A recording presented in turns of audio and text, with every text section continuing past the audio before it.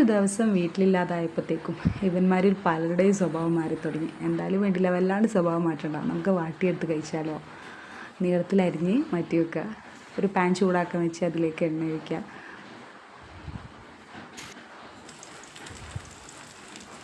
ചൂടായ എണ്ണയിലേക്ക് ഓരോരുത്തരും ഇട്ട് കൊടുക്കുക.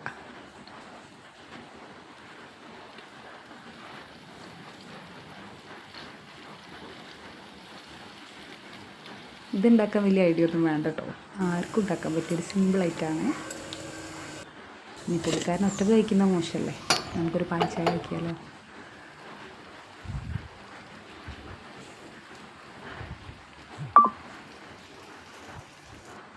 നമ്മൾ സംഭവം സെറ്റായിട്ടുണ്ട്. അതിലേക്ക് ആ ചൂടോടുകൂടി തന്നെ കുറച്ച് പഞ്ചസാര ഇട്ട് കൊടുക്കുക.